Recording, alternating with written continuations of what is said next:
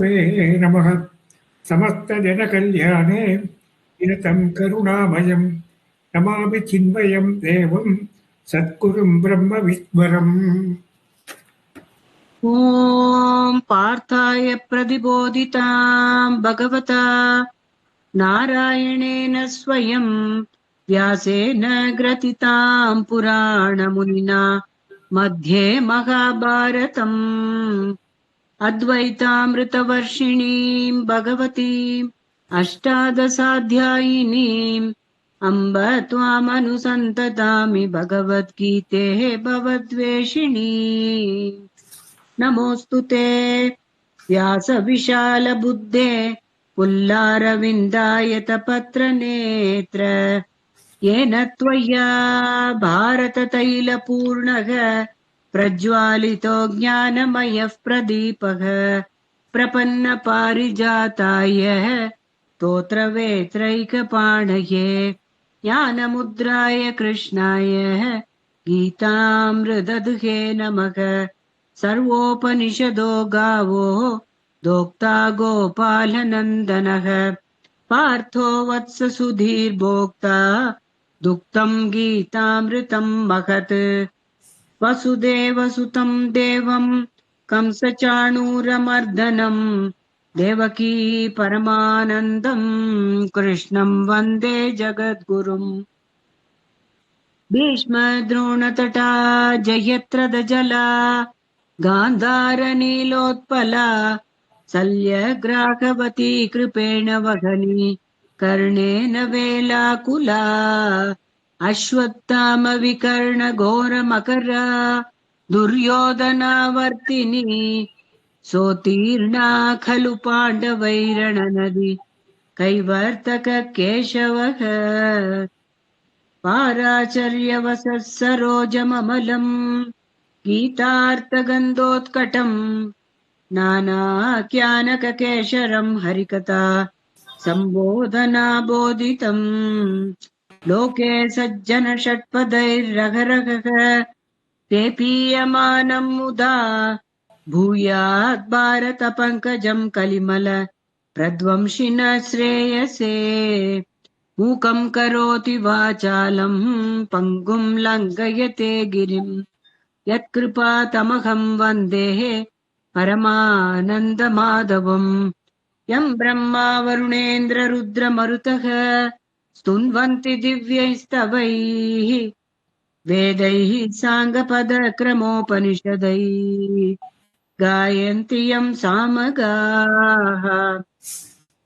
ध्यानावस्थिततद्गतेन मनसा पश्यन्ति यं योगिनः यस्यान्तं न विदुः सुरासुरगणाः देवाय तस्मै नमः। सर्वधर्मान् परित्यज्य मामेकं शरणं व्रज अहं त्वा सर्वपापेभ्यः मोक्षयिष्यामि मा शुचः। हरि ओम्। Thank you mama.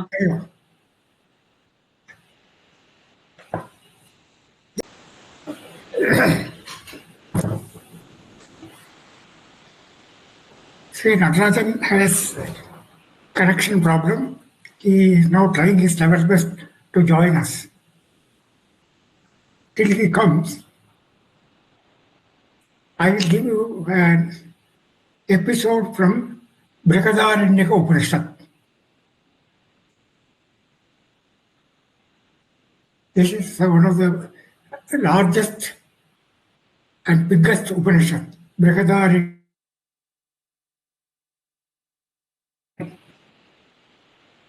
There, Prajapati had 3 sons. One son is a Deva. The second son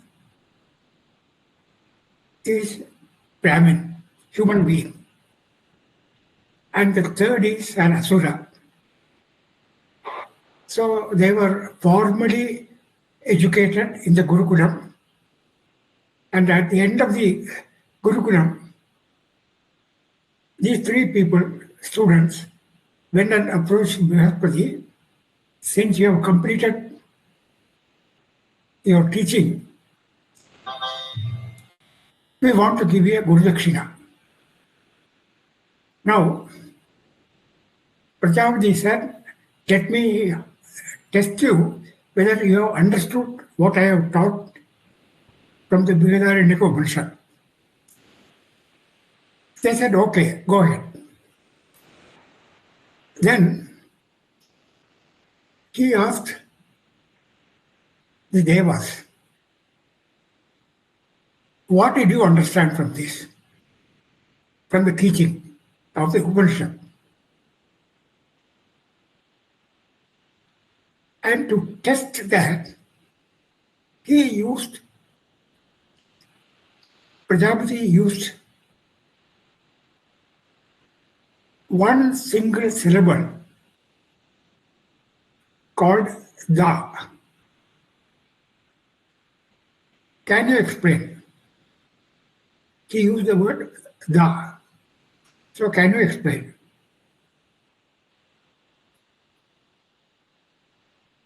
Then the Devas understood that I will tell you what I have understood from da. Da means Dhamma. Dhamma means sense control. And the Guru said, yes, that is the correct answer. Then he asked the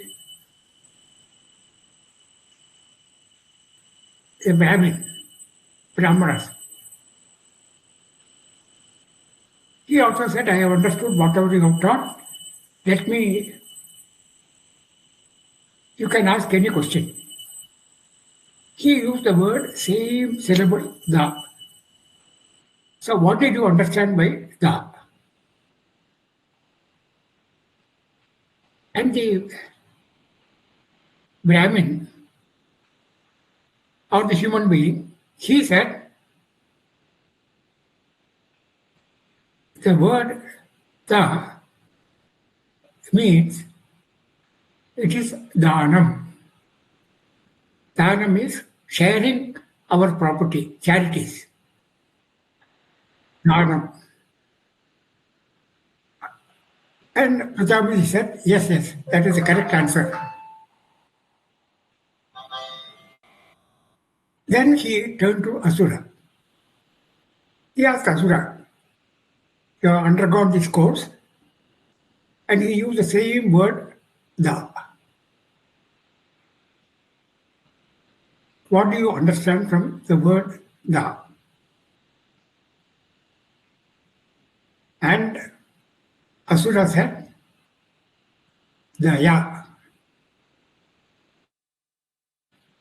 compassion, karuna. So 3 students, Devas, Brahmanas, and Asuras. The only word used by Prajapati is da. So what do you understand by da?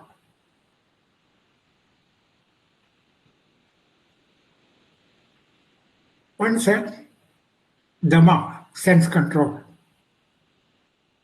Second, the Brahmin said, Dhanam. And Asura said, Daya. Then our Prajapati explained the significance of the 3 words. Dhamma, Dhanam, and Daya. It's a very, very important word, all the 3 da. Devas are satvik person, because they have got higher punyam. Because of higher punyam, they have reached the Devaloka. And in Devaloka,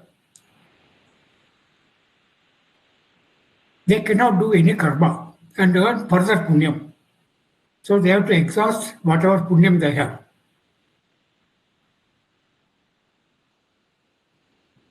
So that is why Devas. So if we have more punyam, we will also get divine qualities, Devas. Then he explained what is meant by dhanam. What is meant by daya? Daya means asuras have got tamasic quality, sattva guna. These people have got tamoguna. Tamoguna is to harm others, to injure others. So you have used the word daya. Daya means compassion. That we cannot go on indiscriminately hurting other people. Last class we saw ahimsa. So that is the swabhavam of asuras. Then he came to Brahmin. They said that you are using the word dana. They are Rajasic gunas. They are all Rajasic people. We want to all the time acquire. What desire. Just 2 minutes. Just 2 minutes, Natarajan. So they said Rajagunas. And that is Rajasic people. So 3 gunas. Sattva guna, Devas, Rajoguna, Brahmins, and Tamoguna, Asuras. Now, why these 3 gunas are in the human being? All the 3 gunas are there.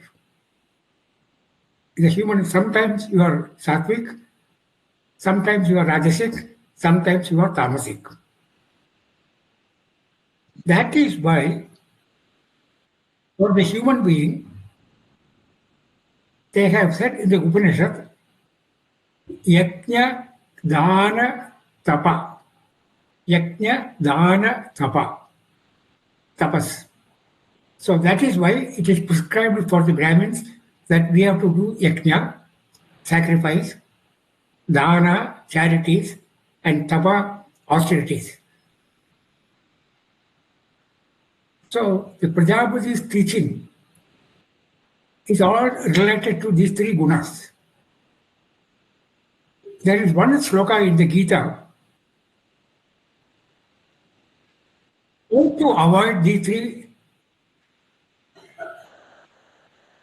Kama, Krodha, Lobha. Kama means desire, Rajoguna. Krodha means anger. Lobha means greed. And Bhagavad Gita says, for the human being, because for Devas, their only method is to get moksha and to learn jnanam and moksha. And the asuras can get out from tamoguna to rajasic guna. And for the Brahmin, from rajoguna to sattva. So he says, these 3 are our enemies. Kama, Krodha, Lobha. Kama, Krodha, Lobha. These are the 3 enemies of the human being. And Bhagavad Gita says, these are the 3 gateways for the hell, for human being. Kama, Krodha, Lobha. Tasmad etatrayam tajet. Therefore, Gita says that you have to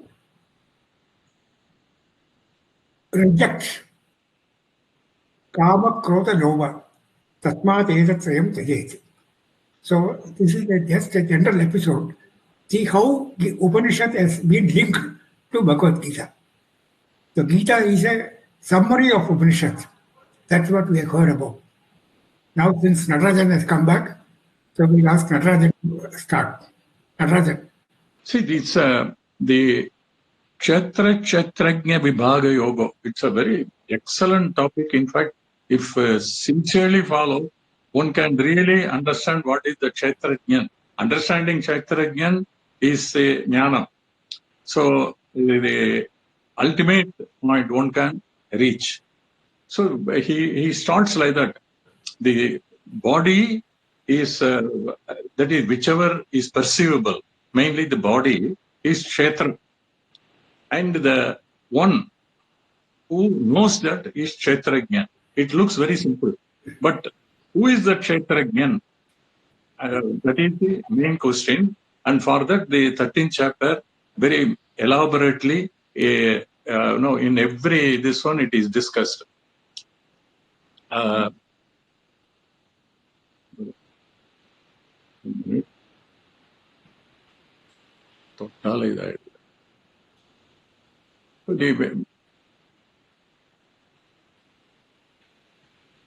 Earlier also we talked, in I think 7th chapter about this.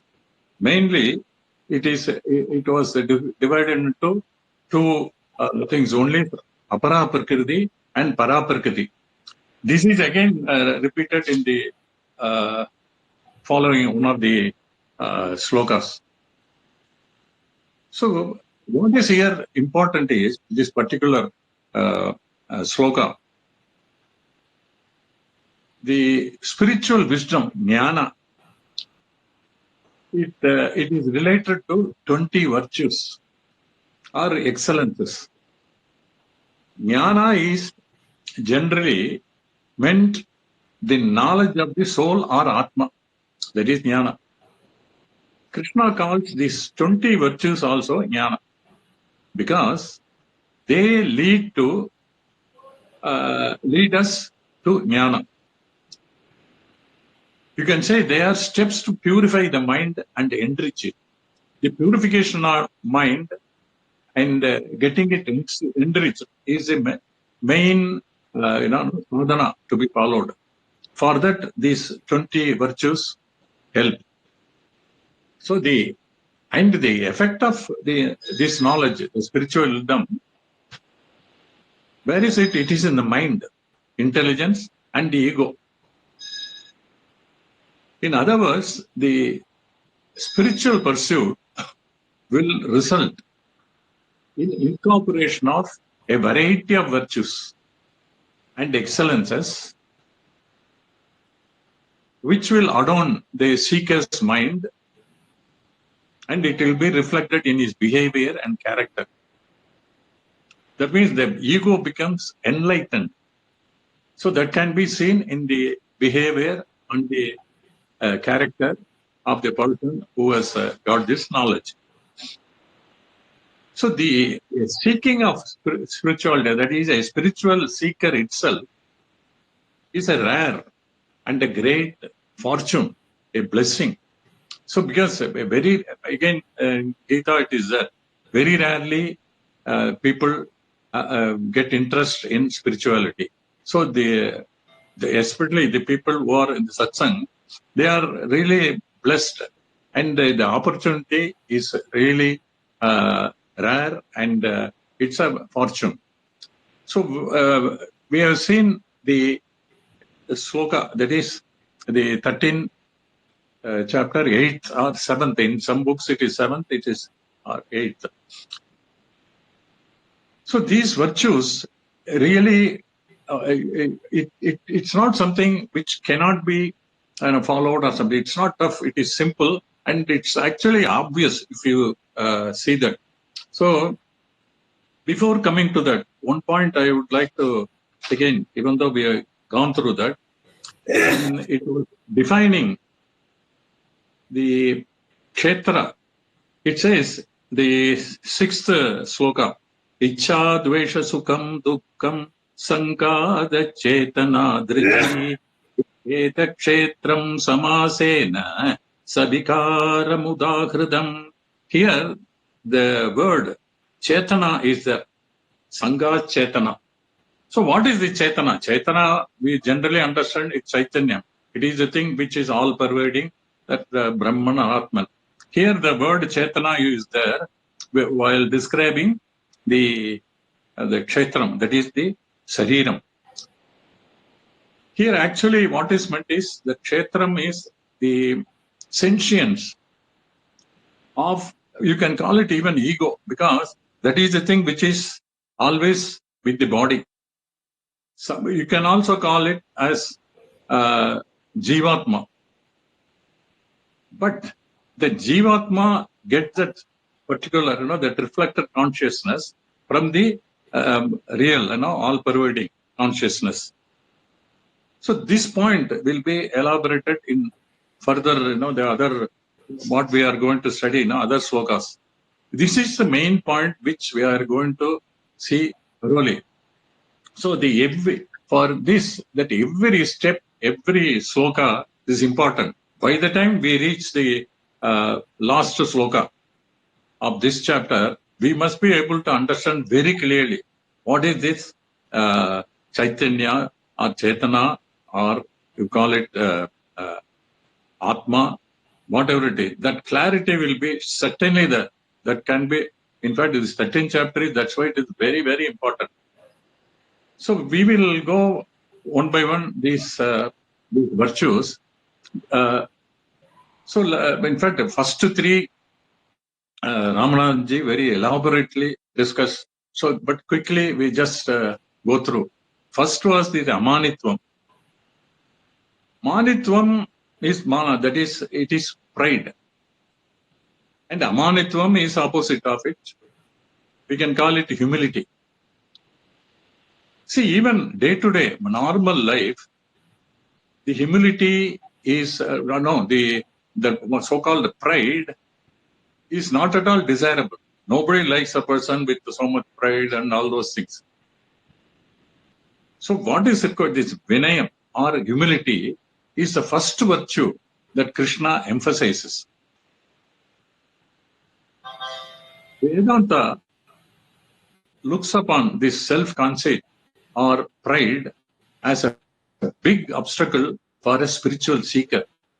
It says addiction. Addiction means whenever you praise some people, oh, this fellow is great, he has studied and all those things. If it gets into everywhere, it is expected. So this is the first thing which should be, one should understand and totally avoid this. This Amanitvam is a very, very important thing. Otherwise, even slight Amanitvam is there. It's gone. That means progress will not be there at all. So this humility is very important, and without humility, even bhakti cannot come. Without bhakti, jnanam certainly cannot come. So the next virtue is adambitvam. The dambitvam is physically expressed version of manitvam. That is pride. I am so and so, I am great, and all this thing, I got this, and all those things. And adambitvam means what? Just the opposite of that, simplicity. So you can actually imagine these two are very, very important, even though one can understand, and it is not very difficult to follow. It's certainly, in fact, most of us who are in this and who are following, we are all seekers. Definitely these two won't be there at all. So the Adambitva, in fact, we say, he is playing his own trumpet and all those things. So Dammam adichikirdan, Tamil, they say that. So to avoid that is actually simple. It is immaturity if somebody goes on telling I am this, that, and all. So this simplicity is certainly required. For all seekers, it is there, obviously. And the third one, ahimsa. It's generally, we know that ahimsa is non-violence. That is not injuring others, that is living beings. How? There are three weapons, kaika, vachika, manasa. That's what they are described. That means using the body or words or thoughts. Injury can be caused. So these three were elaborately explained in the last satsang. So the next item, which is very important, is Kshanti. Actually, it is derived from the word kshama, ksham, meaning to endure.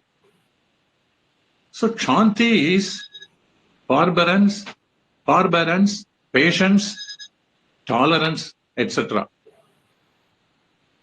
Actually, the applied meaning is the capacity to accept life's inevitable changes. It can come from people, situations, or events, or in our own mind. So we must have that capacity to accept without any reaction or resentment. It is not a passive tolerance, but active wisdom. That is, criticism or wrong thing from others, it can happen. In that case, no reaction with anger. It should not be that at all. So we have to just pause and reflect. Oh, this is his destiny. Because of the gunas, he is behaving like that. So like that, once it is understood, then this anger or reaction will not be there at all. Next is, we can get some sort of illness or suddenly this thing, accident can happen and something can happen. So physically there may be some disturbance or some loss of values or money or house or whatever it is. So there should not be any mental resistance when it happens. It should be, as earlier we said, it should be an healthy acceptance. For example, Ramana, when he had this cancer in the hand, people will ask, don't you have pain? See, his answer is so nice. He says, I do have pain, but there is no suffering. That suffering part that is very important. Pain will be there for any of this, illness, even a headache. There is a pain. I don't suffer means it doesn't affect my mind. So this is one of the very important, that is virtue. So suppressing emotions, if something happened, it is not Shanti. It is unhealthy acceptance. Shanti is strength. That means what? Clarity to decide whether to act or endure. It depends. Sometimes you may have to endure, or you have to act so that it can be mitigated. So without Shanti, what happens? The mind remains turbulent. How? With Dvesha or Bhaya and all those things. So the progress in spiritual path becomes difficult. It affects. In fact, many times when we meditate in the evening, if it is a routine, before that, if something happens during daytime, and if it remains in the mind, the meditation becomes very difficult. Oh, that fellow told like this, or it happened like that, I could avoid, and all this sort of thing. It will affect. Even a simple meditation, it will affect. So we can see this, how without Shanti, the mind remain always in an agitated way. So how to cultivate? There must be a method how to cultivate. Suppose you get disturbed because of everything, even weather can disturb us. Oh, I wanted to go there. Suddenly so much of rain and this sort of thing. So the first what is suggested is Ishvara Arpana Buddhi. Okay. Or we can call it Prasad Buddhi. So these are rather, practices or the thoughts in the mind which we can develop. Oh, it's because of you can. It is you dedicate it to Ishvara. It's called Ishvara Buddhi, Ishvara Arpana Buddhi. Prasad Buddhi. Oh, Prasad Buddhi, a similar one. It is given by that. So for our, to make the mind calm, you can think on these lines. Or next part is meditation on equanimity. Second chapter, at many places it comes. I think 14th verse, 15th verse and all, that Buddhi Yogam. So whatever happens, if it is success, don't get elated. If it is failure, don't get depressed. So this is also a practice, day-to-day practice.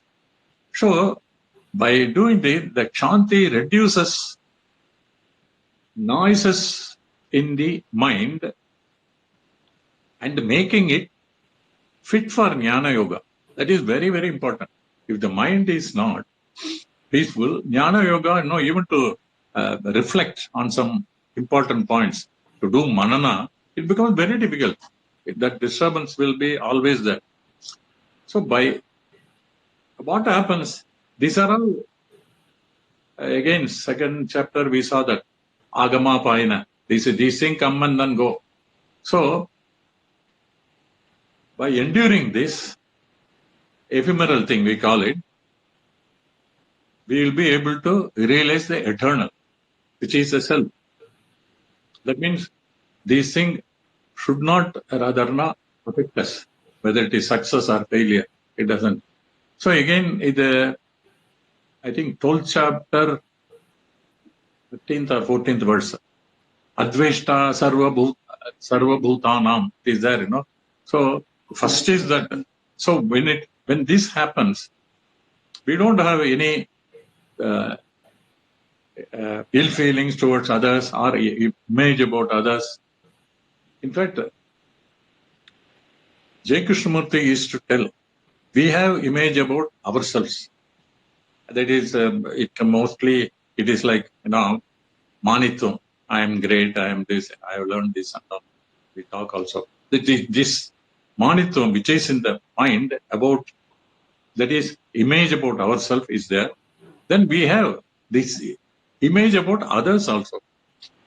If this fellow is so-and-so, if he is boring and this fellow is very interesting, all sorts of things. By listen, whether it's a phone call from these people or when they come, knock the door and then see their presence. If he's, according to your image, if he's a nice person, you welcome it, you welcome that person, take him in, give him coffee, that sort of thing. If he's the other way, I see this fellow has come in the morning to disturb us and all. So this sort of botheration because of our image about others, it can be easily avoided.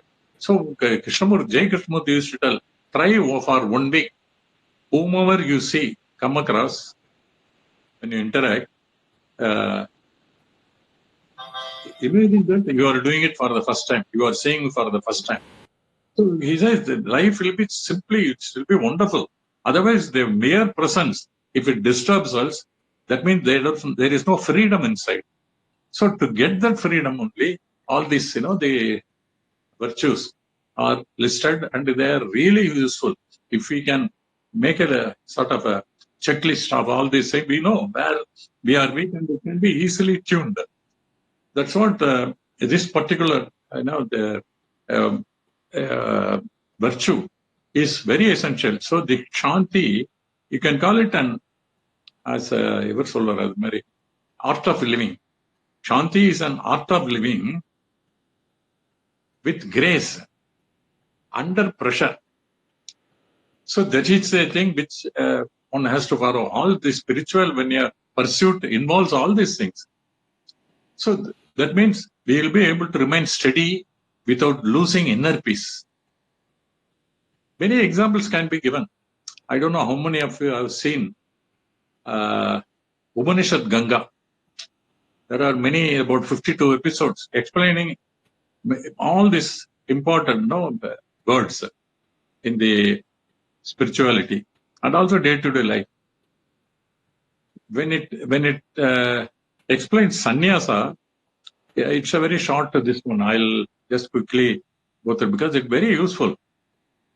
But sannyasi, he is from north. When he comes to Tamil Nadu, because he walks and then enters Tamil Nadu. And he learns only one word, Paravalla. So he is called Paravalla Sami. Wherever he goes, when people come from where you are coming, you are welcome, you look like a great sannyas, and all. He will say Paravalla only. He won't answer, he won't use any other word. So people slowly, they start liking him. He blesses, and whoever comes, they do pranams, and he talks to, he says only this Paravalla, but people are happy with his presence.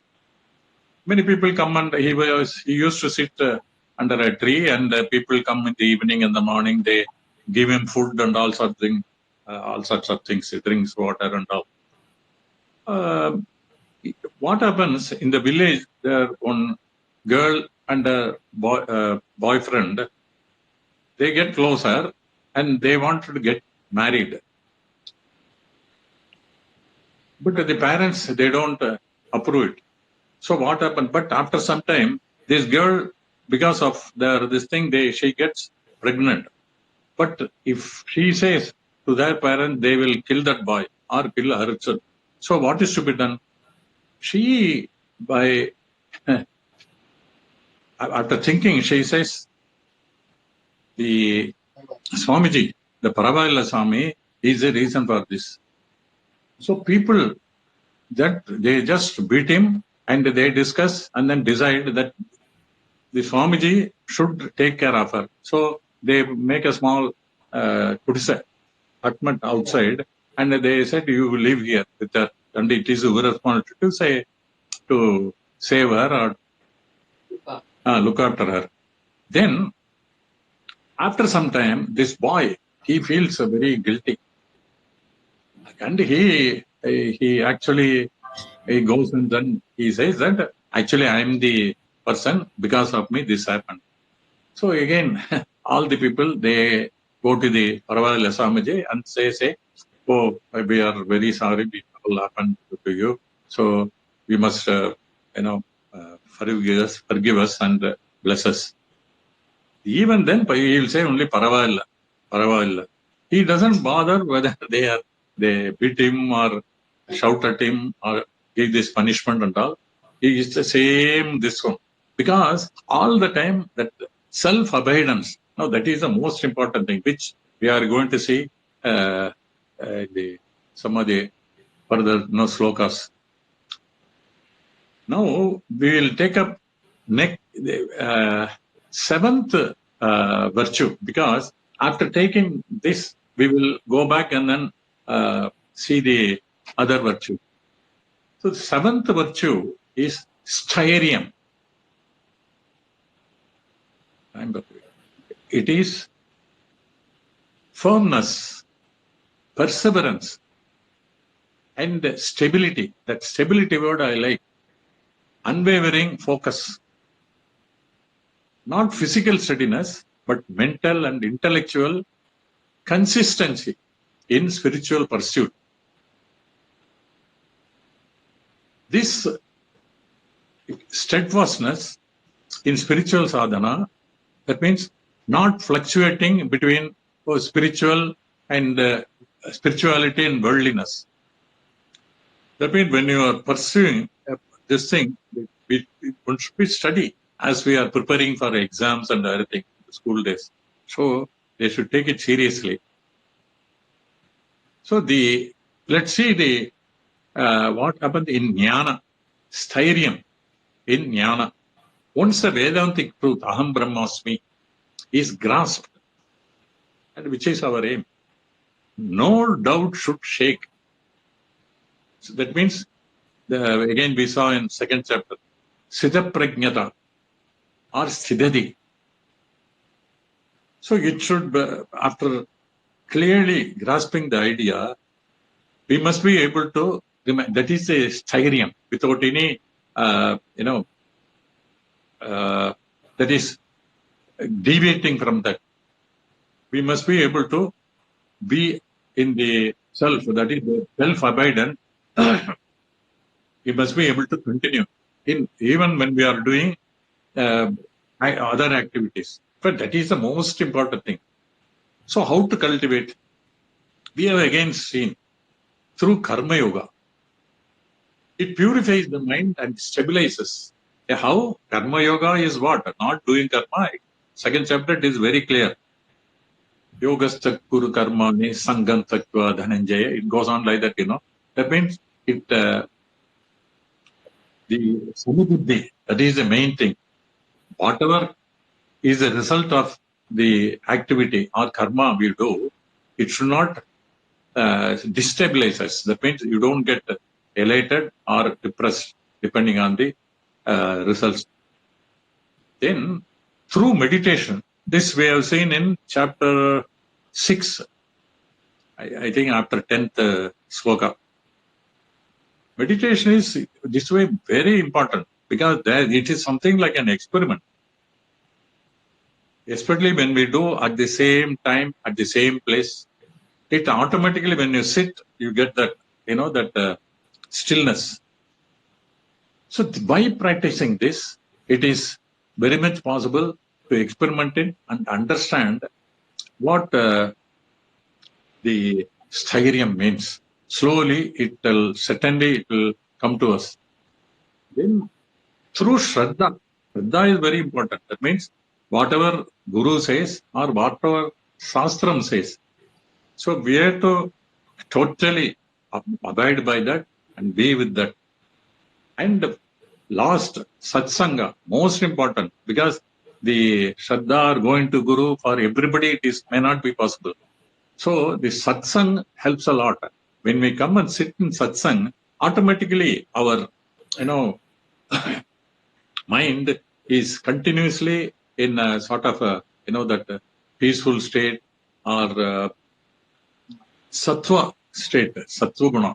So at least till the satsanga is over, we will be able, we are in a position to observe and be in that level. That's why satsang is also a sort of a, practice which we have been following, and it is, we know where we are. Whichever this thing we have to, develop or improve on. So how this thairiam relates to other virtues? Again, we quickly go through the list. First is again, we will go through that amanitvam. A humble person does not get discouraged by failures. Whereas the arrogance makes the mind unsteady. Arrogance because of pride only. So the amanitvam, when it is understood and practiced, he becomes humble. So he doesn't get discouraged by whatever it, failure or some mishap and other things. Similarly, second one, adambitvam.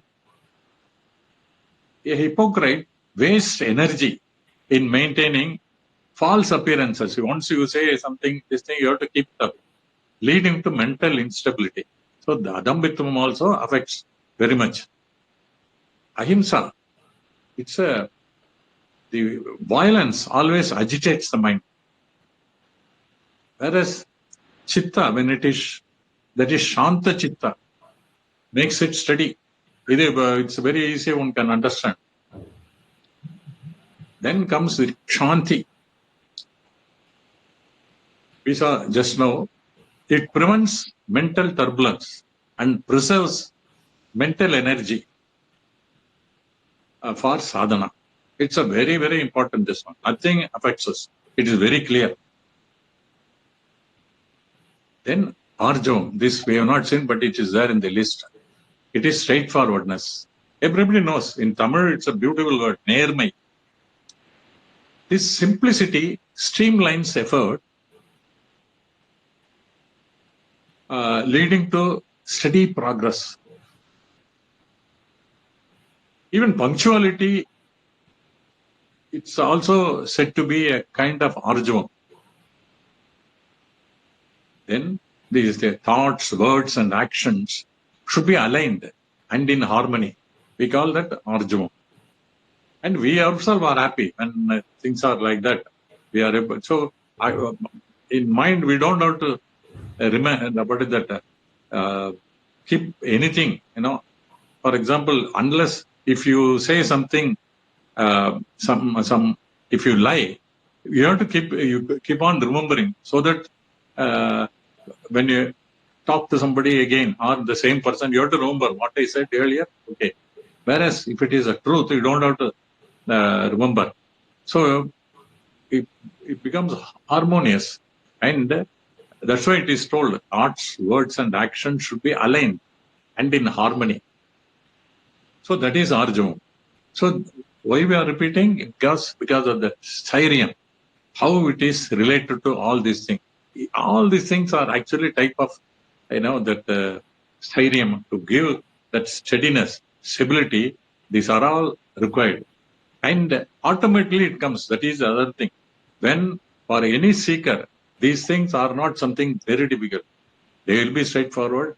They have the shanti. Then acharyapasanam. That is service to Guru. It is also, especially yesterday only we finished this, Guru Purnima and all. We know that how it helps, and we learn with reverence from Guru, especially qualified Guru, and his guidance prevents wavering. So we see when we practice, especially in presence of Guru, he can easily find out and he can guide us. Even Diksha, this also we have seen earlier many times, that Diksha mantra is very, very important. A word which actually resonates positively with your mind and makes it still. So that alone is sufficient. So when it is repeated all the time, mind doesn't oscillate at all. So that practice becomes so simple. In any situation, when there is slight agitation, repeat that mantra. It makes it. So there is absolutely no doubt in that. Everybody will get. So that is Acharya Upasana. This is the main thing. So that service to the Guru, when it is done, and also when you are close in close quarters with the Guru, it all happens automatically, and the Guru also advises in the right time. It's always simple. So when you are in an ashram, one can feel this. Everything it's all becomes obvious, and whether it's meditation or any other this one, all this saucham, arjavam, and all these things, they become so obvious. But when you come out slowly, it creeps in. If at all, it's still there. It creeps in. So the next comes the saucham, the purity. It prepares the mind for steadiness in meditation. The purity also is very important, not only physical and mental. In fact, mental purity is more important than physical. In fact, all of us know this. So physically also it is required mainly because actually it's an ambience in which that mind works. So physical, the saucham, purity or cleanliness is very, very important. So automatically the mind comes still. So we would have experienced it many times, all of us, especially the seekers. Then we just know what we saw is styrium. This styrium is it is now with after understanding, we know that it's reinforced by all these virtues. So even when sometimes we feel that our progress is slow, it is taking so much time. I don't know how much more time it will take. This sort of thing. So even if this happens once in a while, he doesn't quit. So this is styrium. At least in the seeking process, in the pursuit of it's a spiritual pursuit, he doesn't lag. So it continues. So he remains focused despite this type of distractions, and he is able to abide in the self constantly. So this actually this is our aim. Actually, self-abidance all the time. You can work or go or whatever you do, whatever is required, we'll continuously do. But we'll be able to clearly be in that self. That means in a very all these things not be discussed now due to saucham or ahimsa. Everything becomes automatic when there is a self abidance. In fact, we call it no vibration and all those things. It even, it's to some extent, in a satsang or this thing, these are all happening. That's why we are peaceful. So this virtues, it can be easily, it is understandable, and it is easy to practice. That is very important. Nothing here is very difficult. So the next, the last one is Atma Vinigraha, self-control. That means self-control means discipline over thoughts, senses, and actions. Without self-control, even a steady person, once in a while, if it happens, he collapses. Maybe under temptation or in anger, he collapses. It happens. So, but by practice, in fact, Krishna explains further in the same chapter, 13th chapter. So it is not difficult, and once we understand this and avoid, whether it is in meditation time or whatever it is, it becomes so simple, and we don't get disturbed at all. So if the mind, even with all these things, it wanders because of desires, it means steadiness is missing. So this Atma Vinigraha, it has to happen automatically. If it is not, one has to see and try to that is, introduce discipline in thoughts, senses, and actions. It's a very, very easy. It's not difficult. Say, for people who have this sort of, who are in the spiritual path or spiritual pursuit, it is not very difficult. It's not, one is not attracted by any of these things. We ourselves can imagine, or think our past.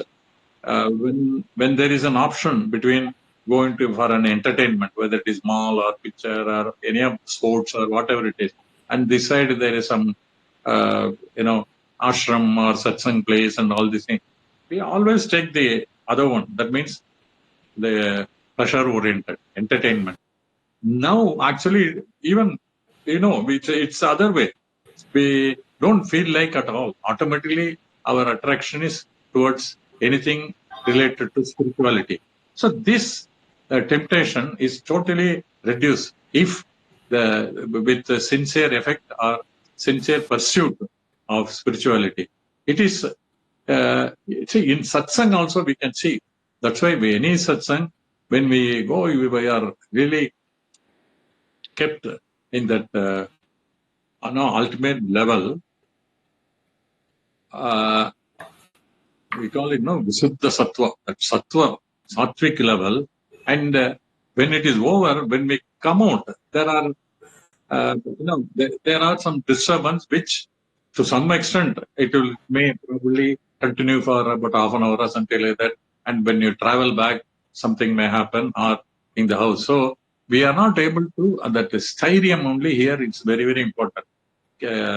Keep up that particular, that experience, that peace and stability. That's why it's styrium, that is stability. So sometimes we lose track, and then that stability is disturbed. All these virtues, one by one, or see, when we are, at least we must spend time, at least about half an hour at least. So when we actually go through and stay talk, it's very clear. Our progress we can actually see. That means our that is, your mental stability has improved a lot. So this on this list, what we have to keep in mind is to actually practically apply in day-to-day thing is styrium, stability, and the stability is given by the shanti. So these two, it takes care of other virtues automatically. See, before actually for a seeker to start this, when you go to Guru, they talk about sadhana chatushtayam. minimum required, the qualification, we can call it. What is that? Viveka, Vairagya, it starts like that. So, when we hear for the first time, it looks, it's all up and down. When we practice, because it is very difficult to assess whether the person has all these things. Actually, when we initial stage, it may not be there. But very quickly, we understand what is Viveka and is Vairagya also. So, Vairagya and Viveka, it takes care of other things. So, similarly, while practicing these virtues, it's very, very important. See, why they are listed? Otherwise, we won't know how to go about. Okay, it's happening. Why it is happening? Now we can see the list. Is it due to Amanitvam, Adambitvam, or Ahimsa? All these things. One by one, we can see and then understand. Oh, I see. It is because of that. So let's be careful in these things. So it will definitely improve one by one. And the Shanti, whether we are perturbed by any of these things, that also gives. And Arjavan, I think, is probably easiest, especially people like us at this age. And then all these Sauchamandal, it's very, very obvious. Even that minimum physical the cleanliness, and when it is there, automatically the mental cleanliness should be automatic, and it's also not very difficult. Atma Vinigraha is it requires some practice and discipline. So all these things at our age, it should not be difficult also, and that's why it's not also jnana. It's an aid for jnana. These also are jnana. All other thing other than this is ajnana. So that is a sort of this thing. When we see other slokas, it slowly takes us. So we are very clear that who is that kshetrajna. That is a very, very important thing. Is it that thing which is listed in the kshetra or something else? And what is the difference? Why? That is, we even reflected consciousness. That's what it is here mentioned as Chetana in that when it explained that is listing that listing of. Natarajan, I think you can conclude it by next session, the beginning. It's already 12 o'clock now. Yes, sir. I'm saying. Okay, now I have to. Jai Guru. Yeah. Now, we are very, very lucky and fortunate to have Natarajan with us now. Yesterday, he was with Narayana Ashrama Tapovanam, Trishur. He was with Guruji Swami Bhumananda Tirtha. Some of us have gone and seen him. And he is one, wherever he is on this Vyasa Puja, Guru Purnima day, he is there at the Guru. So such a devoted person. Yesterday he has come fresh from after getting the blessings, and we are very blessed to have him today. Thank you, Sri Natarajan. Natarajan is easily available in K block 409. Anybody can contact him because such a depository of knowledge he has got. We should use him for all our clarifications. Om Purnamata Purnamidam Purnat Purnamudachyate Purnasya Purnamataya Purnameva Vashishyate Hari Om Sri Guru Namaha Hari Om.